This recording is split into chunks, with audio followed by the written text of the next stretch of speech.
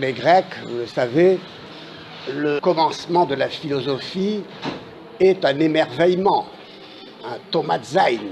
La pensée de Camus est née dans l'émerveillement, dans le tomazein, ce qui est un bon signe, car la philosophie commence par un émerveillement. Et c'est pourquoi lui-même dit ceci: si j'ai eu ma part d'expériences difficiles, je n'ai pas cependant commencé par le déchirement. De même, je ne suis pas entré en littérature par l'imprécation, ni par le dénigrement, comme beaucoup, mais par l'admiration. L'admiration, le tomazein, l'étonnement, l'émerveillement, voilà ce qui fait le ressort du questionnement proprement philosophique. Et quand Camus fait allusion à l'imprécation et au dénigrement, on pense tout de suite à la polémique de Sartre avec lui. Vous le savez, Sartre a été particulièrement rude avec Camus.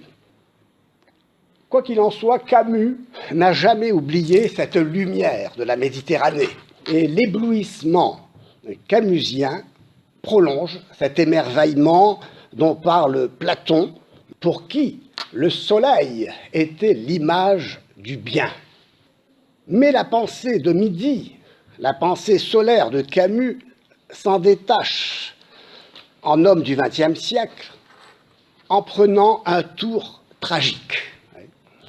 Le soleil a aussi, dit Camus, sa face noire, et l'éblouissement prend soudain l'éclat sombre de l'après-midi qui annonce le déclin du jour. Midi rejoint inexorablement minuit. Il faut quitter Tipaza, le maillot, dit-il, encore humide au poing, et retrouver la toile cirée et la lampe, c'est-à-dire la misère, la condition humaine, l'histoire, en un mot, histoire faite de guerre. Et nous verrons que Camus dit combien la guerre l'a laissé ravager intérieurement.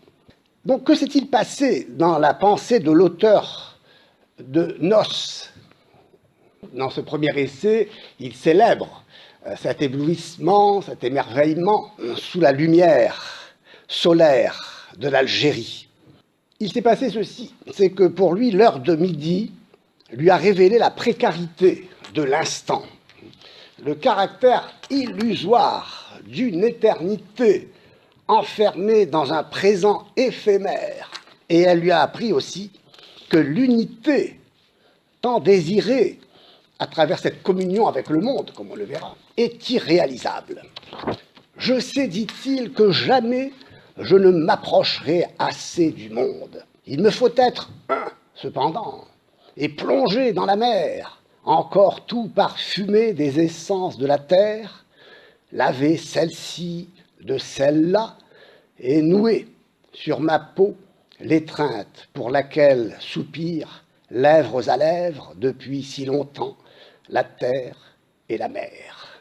Dans ce « il me faut », on sent le réfractaire insoumis au chaos, au désordre des choses, et qu'il l'éprouve douloureusement et qui révèle chez lui une intuition métaphysique profonde et qui fait l'attrait de l'œuvre de Camus, comme on le verra.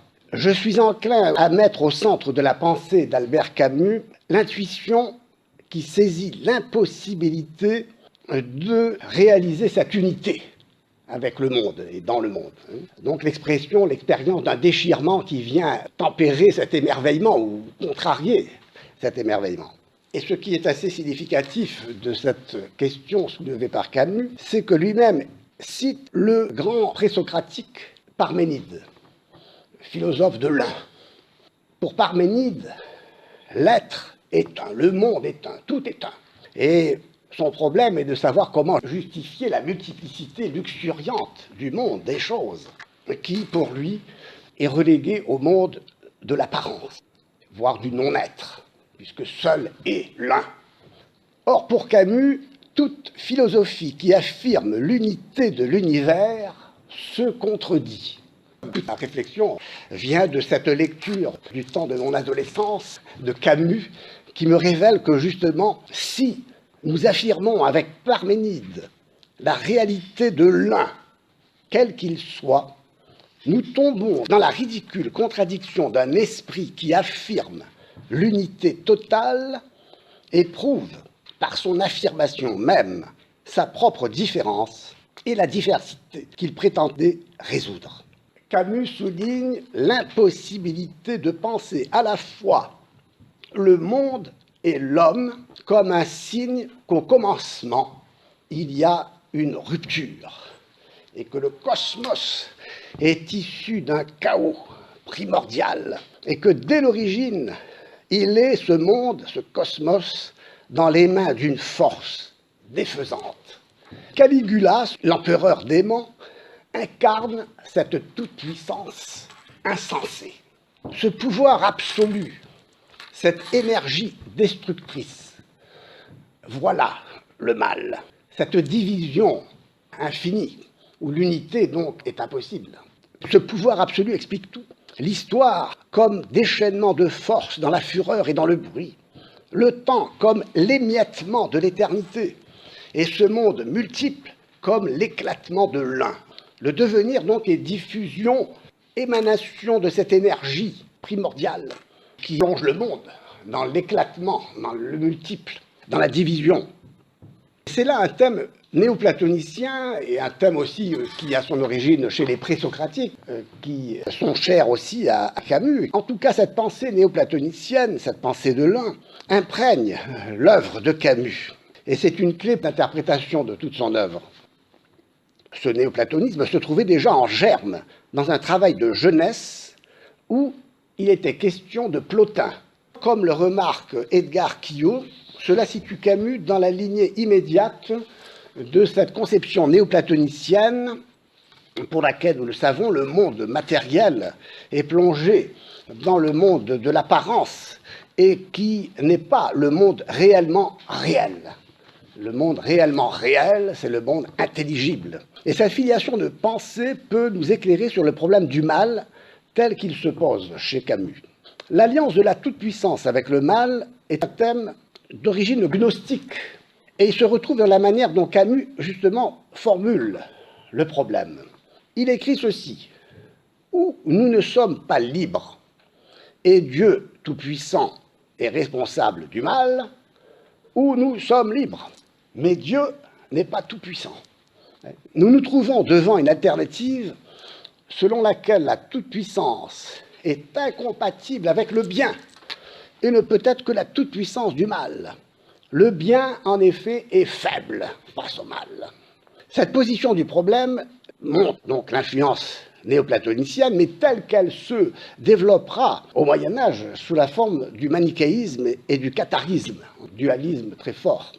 Ces derniers, catharisme, manichéisme, rejettent le péché, c'est-à-dire la responsabilité morale et personnelle du mal.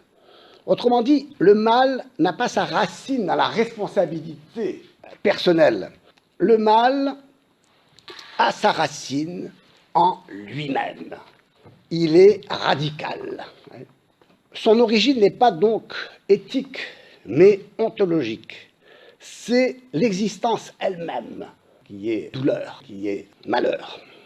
Le mal, par conséquent, est autonome. C'est un principe, c'est-à-dire un commencement. Et ce commencement est en même temps la fin de toute chose. Alors il est intéressant ici de noter que Camus admirait un grand auteur dont il a dirigé la publication des œuvres inédites chez Gallimard, à savoir Simone Weil. Simone Weil a exercé sur lui une influence certaine et qu'il est important de souligner. Cette influence est née en 1946 quand il a découvert l'auteur. L'œuvre de cette dernière offre beaucoup de similitudes avec celle d'Albert Camus.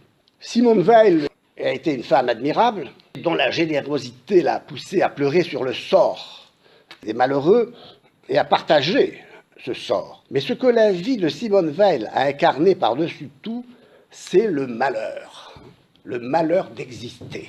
Non pas le malheur de la conscience, ou le malheur social, non pas le malheur physique ou psychologique, mais le malheur d'exister, à savoir la contradiction absolue d'un être qui ne peut rester ce qu'il est, s'épanouir dans l'unité, dans l'identité. Dans le langage de Simone Weil, c'est l'expression d'un impossible amour, c'est-à-dire d'une union impossible, d'une unité impossible. Or, aimer, dit-elle, c'est se donner, mais en aimant et en donnant le monde à lui-même, par la création, le Dieu vélien s'est vidé de lui-même. Son être s'est exténué dans le don de soi. Vous savez qu'aujourd'hui, on développe beaucoup le sens de la philosophie de la donation, et on comprend cette donation comme se vider de soi, une kénose. Autrement dit, l'amour empêche le Dieu vélien d'être dans la plénitude, puisque la création est pour lui une faiblesse, la faiblesse du bien, n'est-ce pas, qui le pousse à se vider de lui-même. Il y a un rapport, voyez, le rapport conflictuel qu'on va découvrir entre le monde et moi, pour Camus, le fait que je ne peux pas m'identifier au monde, c'est qu'il y a là un conflit qui fait que le monde me nie. Faute de concevoir l'amour de Dieu en Dieu, c'est-à-dire faute de reconnaître le Dieu à la fois triné un de la révélation chrétienne, Simone Weil, qui en était cependant assez proche, conçoit ce Dieu comme sortant de lui-même par l'acte de créer. C'est une pensée profonde et qui est pour nous une source d'interprétation et d'explication non seulement de l'œuvre de Camus, mais de la pensée même du XXe siècle. L'amour à ses yeux est donc séparation au lieu d'être union. Vous verrez que pour Camus, l'absurde, c'est l'expérience du divorce entre le monde et moi. C'est l'expérience de la séparation absolue. Donc cet amour est séparation. Séparation entre Dieu et Dieu. Dieu, dit-elle, a abandonné Dieu. Dieu s'est vidé. Et ce mot enveloppe à la fois la création et l'incarnation avec la passion. Donc ici, il y a une théologie de nature kénotique, comme je dis, le Dieu se vide de lui-même. C'est comme le sablier, si vous voulez, disons, il y a, comme dans le mouvement du sablier, le sable qui passe d'une ampoule à l'autre avec le temps. Et vous savez que cette idée a animé l'idée de l'éternel retour, que l'on retrouve non seulement dans les pensées de l'Asie, mais qu'on retrouve aussi chez les Grecs, et en particulier chez Empédocle, pensée de l'éternel retour et de l'éternel recommencement de toutes choses, qui va être reprise aussi par Nietzsche. Puisque pour Nietzsche, justement, le monde n'est que cette puissance, mais de cette volonté comme puissance, comme une force aveugle, comme une énergie, n'est-ce pas, qui pousse, qui se fait, qui s'affirme elle-même, n'est-ce pas, en niant tout ce qu'il a dit. Donc la création est pour elle cette épaisseur que Dieu a mise entre lui-même et lui-même. En créant, son être bascule tout entier dans l'être de la création où il se multiplie. Puisque l'être passe tout entier, je la cite, dans les êtres, il ne reste plus rien pour lui. Il ne lui reste que le rien. La création serait donc une espèce d'erreur. Elle serait le fruit de la nécessité, l'effet d'un amour fatal, et non l'œuvre d'un amour transcendant. En se produisant, il a provoqué l'anéantissement de Dieu dans cette perspective, c'est-à-dire de l'un.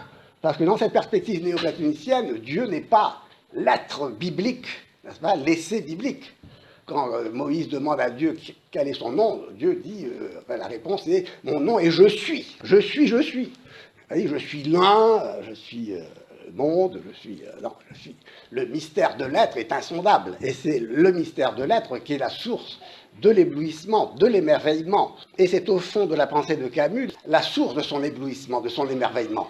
Mais seulement aussi la confusion entre l'être et l'un fait que son éblouissement, son émerveillement se transformera en angoisse, en inquiétude. Pourquoi ? Parce que l'être m'échappe. Donc, toute cette philosophie vélienne se retrouve, mutatis mutandis, dans l'œuvre de Camus. Nous allons essayer de le voir.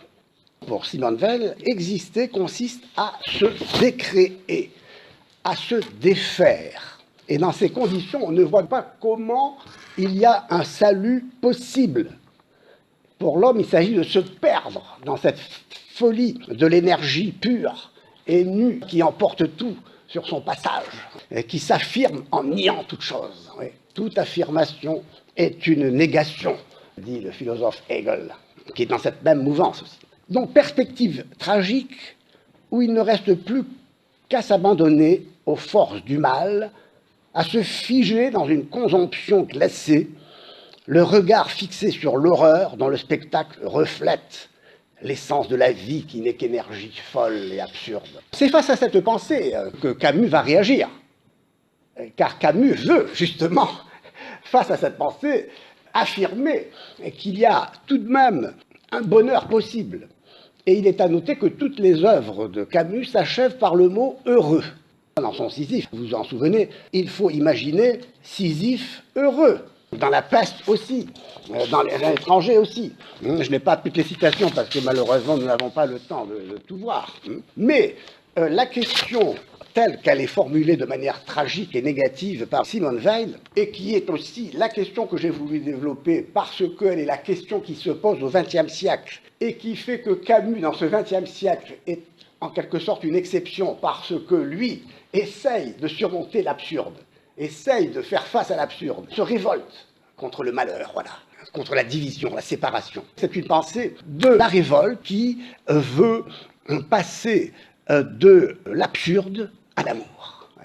Jean-François Mattei parle des étapes de Camus comme trois moments, l'absurde, la révolte et l'amour. Trois moments. Ce qui fait l'intérêt de l'œuvre et de la pensée de Camus, c'est que dans ce XXe siècle, il est un de ces rares auteurs à vouloir affirmer, malgré tout, qu'il est une issue heureuse possible. Il s'agit de surmonter ce désespoir. Donc, si pour Simone Weil, la connaissance du malheur est le moyen d'accepter sa condition, pour parler comme le philosophe Heidegger, d'être pour la mort, pour Camus, il n'en est pas question. Il s'agit de mourir, comme il dit, irréconcilié et non de plein gré. Camus va décrire évidemment l'homme dans sa condition malheureuse, mais l'homme aussi qui est fait de soleil et de mer, d'où le nom, vous savez, de Meursault. Meursault, c'est la synthèse de mer et de soleil. Eh bien, Meursault incarne l'homme abandonné à sa condition malheureuse, mais qui, mourant avec des étoiles sur le visage, meurt le regard tourné vers le haut. C'est ce qui fait la valeur positive de l'œuvre de Camus. Le crime que commet Meursault, c'est comme produit en dehors de lui, et malgré lui, par un enchaînement fortuit d'événements auxquels il demeure étranger, d'où son nom. Tout ce qui lui arrive, ce n'est pas de sa faute, c'est de la faute au soleil, c'est-à-dire à la face noire aussi du soleil, qui l'aveugle. C'est le soleil qui incarne bien pour Platon, qui vient l'éblouir ici au point de l'aveugler. Aveuglement, vous le savez, est pour Platon ce moment où le prisonnier de la caverne, en se détournant par un mouvement de révolte, c'est-à-dire où il se retourne du fond de la caverne pour voir le soleil en face, comme une sorte de défi, il sort donc de l'ombre, des ténèbres de la caverne, et vous le savez, et nous qui sommes méditerranéens, nous en avons tous fait l'expérience, n'est-ce pas, quand on sort, on est ébloui, on a des cymbales de lumière, comme il dit, n'est-ce pas, qui viennent nous aveugler, et donc il y a un moment de cécité, qui est ce moment de passage pour Platon, où on sort de la caverne, et où donc l'espérance de sortir de l'exil, pour rentrer dans le royaume. L'exil dans les ténèbres et le royaume, disons la liberté, la pensée de midi m'apportera sur ma condition réelle un regard qui me permettra d'échapper à ma condition malheureuse en continuant d'espérer en ce bonheur que tout homme recherche de par sa nature, au point que, comme je l'ai cité hier ou avant-hier, en citant Pascal, la recherche du bonheur est tellement enracinée dans l'homme que même ceux qui vont se pendre, n'est-ce pas, recherchent le bonheur. Albert Camus aussi a été non seulement un lecteur de Simone Weil, mais de Pascal. Je voulais aussi ici citer un poème de Valéry, L'ébauche d'un serpent, sur cette pensée du midi sous le soleil. Soleil, soleil, faute éclatante, toi qui masques la mort, soleil sous l'azur et l'or d'une tente, où les fleurs tiennent leurs conseils, par d'impénétrables délices, toi le plus fier de mes complices, de mes pièges le plus haut, tu gardes les cœurs de connaître que l'univers n'est qu'un défaut dans la pureté du non-être. Ici, le non-être, c'est quoi? C'est l'un de la tradition platonicienne. Il ne faut pas oublier que cette philosophie de l'un est le fil d'or de toute la pensée européenne, et même asiatique. L'intelligence humaine naît elle-même au contact du réel. Elle naît elle-même, elle s'éveille elle-même au contact du réel. Mais le danger, c'est qu'une fois éveillée à elle-même, elle cherche en elle-même à nourrir sa propre vie d'elle-même. Alors que ce qui nourrit la vie de l'intelligence, c'est l'admiration, c'est l'émerveillement de l'être qui est et qui fait l'objet de l'interrogation fondamentale du philosophe, à savoir comment se fait-il qu'il y ait quelque chose et non pas rien. C'est ça l'expression de l'étonnement originaire de la pensée, même si elle n'a pas été toujours formulée, mais c'est cette pensée qui a été formulée très tardivement par Leibniz, mais qui a été reprise aujourd'hui par Heidegger. Heidegger qui, lui, et c'est significatif de la pensée d'une époque, quand il pose cette question, comment se fait-il qu'il y ait quelque chose et non pas plutôt rien, il s'étonne non pas qu'il y ait quelque chose, mais qu'il n'y ait pas plutôt rien. C'est pourquoi, pour cette philosophie qui n'est pas dans l'esprit de Camus, le commencement de la philosophie n'est pas dans l'émerveillement, mais dans le déchirement, et plus précisément dans l'angoisse. L'angoisse est le commencement et l'effet du néant, dit Kierkegaard, c'est ça, autre auteur que Camus a lu. Donc le mal dans cette perspective, comme vous le voyez, consiste dans le fait d'exister. Pourquoi? Parce que dans cette tradition platonicienne, disons, pour faire bref, ce qui est empêche l'un d'être un, parce que cela vient s'ajouter à l'un. Alors ce qui vient s'ajouter à l'un en finit avec l'un, puisque c'est l'un plus quelque chose, l'un est deux. Et donc, à partir de ce moment-là, l'être vient gêner la divinité, si on parle de l'un comme étant divinisé et identifié à Dieu. Quand je dis tout cela, et quand j'étudie Camus, je m'intéresse à surmonter une philosophie de l'un pour montrer qu'il s'agit d'aller dans le sens d'une philosophie de l'être, et de redécouvrir l'importance, la beauté, la bonté de l'être sous sa forme luxuriante et multiple, dans un monde où tout est, et où il n'est pas question de s'angoisser devant le fait que, comment se fait-il qu'il n'y ait pas plutôt rien? Bon, tout ça c'est une question philosophique profonde, qui supposerait, disons, une analyse, qui remettrait en question cette conception univoque qui a dominé pendant toute la modernité et qui a oublié la conception analogique de l'être. Bon, cela supposerait une dizaine d'heures de cours supplémentaires, donc on ne va pas insister. Donc le mal, c'est d'exister. Le malheur, c'est d'être. Parce que l'être empêche le bien d'être le bien à partir du moment où le bien, c'est l'un. Et donc le monde multiple n'est pas justifié dans cette perspective. Le monde est de trop pour l'éternité. Si on veut parler comme Sartre. L'artiste, donc, en refusant ce monde tel qu'il est, chaotique et dispersé, exige en quelque sorte que ce monde soit, et sa consistance. La nostalgie de Camus est de voir que ce monde lui échappe en se dispersant. Et lui qui a fait l'expérience de l'exil, eh bien, sait ce qu'est un monde qui échappe à la prise de l'homme. Il refuse ce monde tel qu'il est, chaotique et dispersé, car en effet, et là il rejoint une intuition des philosophes présocratiques, leur intelligence s'est éveillée au contact de la réalité luxuriante de ce monde. Mais comment faisaient-ils l'expérience de ce monde?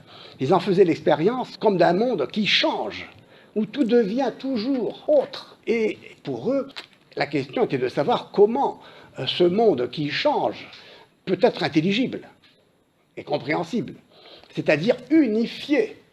Vous voyez, dans la question de l'unité, de l'un et du multiple est lancinante. Et donc ce monde qui est changeant, si tout devient toujours, comme dit Platon dans son Théétète, le dialogue, si tout devient toujours, rien n'est jamais.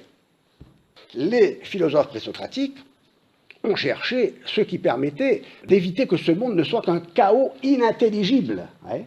Ils voulaient sauver en quelque sorte la multiplicité de ce monde, en montrant que ce monde est unifié, que je puis dire que depuis l'instant T1 de tout à l'heure, je suis le même maintenant depuis l'instant T2. Et qu'entre l'instant T1 et l'instant T2, il n'y a pas un abîme qui s'ouvre, un abîme de néant, une rupture radicale qui introduirait une discontinuité qui rendrait le monde inintelligible et chaotique. Donc une question tout à fait nécessaire et qui se pose et qui se posera toujours et qui définit la philosophie. Enfin, la pensée humaine, l'intelligence humaine. L'intelligence consiste à synthétiser, à unifier, à émettre un jugement, à dire ceci et cela, et non pas dire que ceci est ni ceci ni cela, que Socrate est un homme, et que donc on ne peut pas dire de Socrate qu'il est un homme si le temps d'affirmer que Socrate est un homme, il a cessé d'être Socrate. Et que le verbe être ne signifie plus rien, puisque même le mot homme n'est plus attribuable, si on veut parler d'attribut ici, n'est-ce pas, puisqu'il ne signifie plus depuis tout à l'heure ce que le mot homme signifie dans une perspective d'intelligibilité.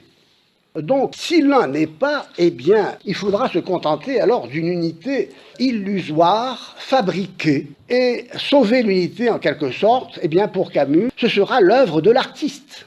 L'art, clame Camus, conteste le réel en même temps qu'il lui donne son unité. Je reviens à cette idée essentielle, donc n'est-ce pas, absurde, révolte, amour. L'absurde, dit Camus, c'est le péché sans Dieu. Que signifie cette expression? Elle signifie l'impossible unité, la séparation entre le monde et l'homme. À partir du moment où l'un n'est pas, en effet, le monde multiple se réduit à un chaos d'événements fortuits, d'actes isolés et sans rapport entre eux, de gestes inutiles et vidés de leur sens. La vie est donc faite d'instants, comme le cosmos de Démocrite et d'Épicure est fait d'atomes. La réussite littéraire de l'étranger est liée à ce style adapté à un réel fragmenté, dans lequel l'homme absurde se désagrège littéralement. Il s'agit de surmonter l'absurde pour Camus. Et donc il montre par l'absurde justement ce qu'est un homme fragmenté, un homme qui n'est pas unifié. L'art de Camus consiste à juxtaposer les actes d'un individu, les moments d'une conscience, en supprimant les liaisons qui les mettraient en ordre et la suggestion du motif qui leur donnerait un sens. La syntaxe décompose dans son style les subordonnées en propositions simples, énumératives, scandées, dont la répétition évoque à souhait l'éclatement, le fragment, l'incohérence d'un réel éclatement. Donc les individus, comme les atomes, sont isolés. L'humanité est condamnée à la condition de fourmilière. Cela signifie que nul ne peut être adéquatement compris, c'est-à-dire pris avec, car chaque un est une sorte d'infini qui ne peut être épuisé. C'est-à-dire donc que l'unité infinie, ça veut dire l'unité en tant qu'elle est indéterminée. Quand on parle d'infini, on oublie souvent le sens du mot qui est c'est non fini, c'est-à-dire non terminé, indéterminé. L'infini, c'est ce qui se divise sans cesse. Voilà. C'est n plus 1, n plus 1, plus 1, plus 1. L'infini, c'est ce à quoi on peut toujours ajouter quelque chose. C'est ce qu'on appelle l'infini potentiel. Cet infini qui est ce à quoi on peut ajouter toujours quelque chose est distinct d'un infini actuel qui se définit, si je puis dire, comme ce à quoi on ne peut rien ajouter. Ce à quoi on ne peut rien ajouter, c'est donc quelque chose qui est parfait. C'est la perfection. Donc Camus, ici, montre que l'absence d'unité plonge dans la divisibilité, puisque ce qui définit l'unité, c'est l'indivisibilité. Et la fragmentation de la vie montre que l'infini en soi n'existe pas. Voilà. C'est-à-dire que ce qui existe en soi, c'est l'être. Et que chaque être est ce à quoi on ne peut rien ajouter. Que l'être de chacun ne peut pas se diviser. Car qu'est-ce qu'un être qui se diviserait? En quoi se diviserait l'être?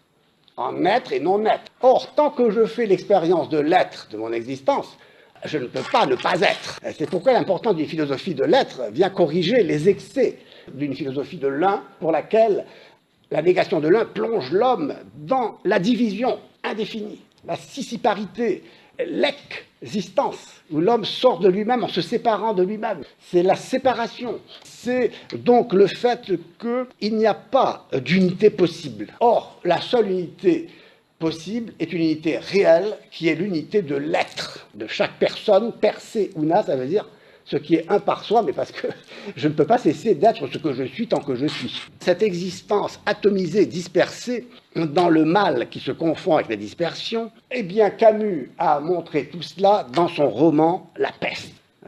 La peste s'annonce par la prolifération de rats qui vont apporter la peste, la mort, la prolifération, la division, la multiplication insensée, le chaos inintelligible. La peste dit Tarou, d'une manière paradoxale mais qui est significative. La peste dit Tarou, le héros non, de la peste, c'est la vie. Et c'est ici que le nietzschéisme de Camus apparaît.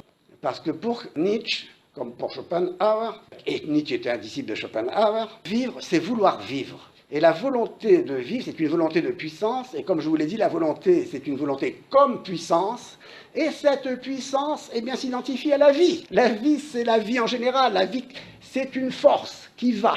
Pour Camus et pour Nietzsche, la vie, c'est cette force qui va, qui m'entraîne, et qui fait que la peste, c'est la vie au sens où la vie, c'est la mort. Parce que la vie consiste à être arraché à soi-même. Ouais. Exister, c'est sortir de soi, être arraché à soi. Il n'y a pas de recueillement possible, d'insistance possible. Camus, dans La Peste, illustre ce refus finalement d'une existence qui serait soumise à la mort. Il veut mourir irréconcilié et non de plein gré. Et quand il dit la peste c'est la vie, c'est parce qu'il refuse que la vie soit la peste, que la vie porte la peste. Revivre, c'est sortir de soi pour entrer dans le non-être, la mort. C'est-à-dire dans l'indifférence où, selon une expression qu'il répète sans cesse, et surtout dans l'étranger, tout est égal. Tout est égal. Ouais. Tout est égal. Puisque rien n'est semblable à rien. Et rien n'est plus semblable qu'un atome à un autre atome, ou un homme qui, n'est-ce pas, se réduit à être un chiffre, et une unité sans lettres. L'égalité, c'est la définition de l'unité parfaite. 1 égale 1. 1 égale 1. Et donc, quand il met dans la bouche de son héros, et en lui faisant répéter que tout est égal, eh bien, il est en train de dire, il faut que cette unité ait un sens, il faut que cette unité soit fondée, il faut que cette unité ne soit pas une unité vide. Une unité vide, et non seulement une unité vide, mais une unité qui me vide. Parce que pour cette unité, tout est de trop, tout est de trop. La vie fonctionne comme une sorte de force d'expulsion qui expulse tout ce qui viendrait s'ajouter à l'un en mettant un terme à cette unité, plongeant donc l'existence dans cette divisibilité, dans ce non-sens, dans ce chaos où l'homme est arraché à lui-même. C'est la raison pour laquelle, paradoxalement, ce qui fait le thème de La Peste, c'est celui de la solidarité. De la solidarité qui est l'objet de ce qu'il appelle cette chronique oranaise, pour définir son livre La Peste, son roman. Il apparaît donc ici essentiellement lié à la tragédie de la séparation. Tout se passe en effet comme si la solidarité humaine ne pouvait se fonder que sur ce qui sépare. Puisque tout est séparation, tout est division, il n'y a pas d'unité possible. Ainsi, les individus s'unissent dans une détresse commune parce qu'ils sont seuls face au malheur. Pourquoi ? Parce que tout se sépare. Tout se sépare de tout, en fonction d'une vitesse, la vitesse de la force avec laquelle cette vie s'affirme. Comment donc réaliser une solidarité de solitaires? Telle est la question soulevée par La Peste. Une telle communauté ne peut être qu'utopique.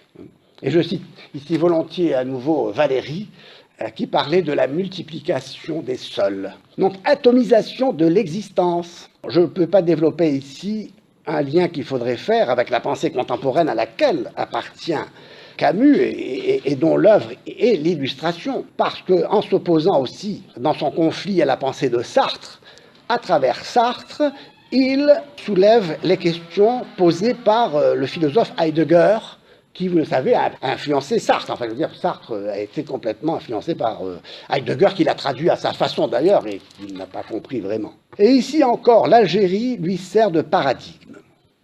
Il dit ceci, je cite, « Ce pays est sans leçon. Il promet ni ne fait entrevoir. Il se contente de donner, mais à profusion.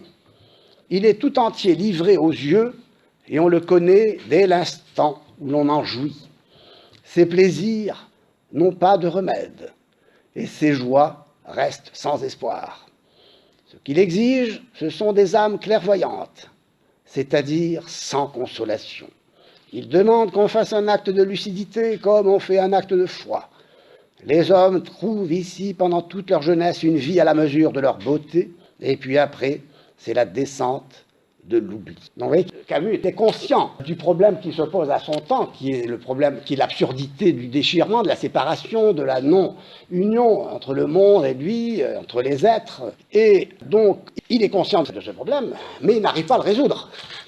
Il n'arrive pas à le résoudre. Pourquoi? Parce qu'il est encore influencé par ce nietzschéisme, ce vitalisme, qui n'est pas une solution. Et devenir soi-même, donc, face au danger de se néantiser, de se désubstantialiser, de se dépersonnaliser, devenir soi-même, ce serait rejoindre le monde, c'est-à-dire réaliser l'union, donc absurde, révolte, amour, donc l'absurdité de la séparation, l'absurdité de la division, révolte contre cette impossibilité, n'est-ce pas, de l'union, et recherche de l'union dans l'amour, dans l'œuvre d'art, dans l'amitié, dans la solidarité. L'œuvre de Camus, une œuvre qui a un sens positif et attrayant par rapport à toutes ces œuvres qui, finalement, désespèrent et justifient le désespoir, dans le fond. Et donc lui, il se révolte, il échappe à la possibilité de se désespérer. Il se révolte contre cela, il n'en veut pas. Vous voyez, j'ai voulu vous montrer ce qui fait l'actualité, l'intérêt, l'importance de l'œuvre de Camus.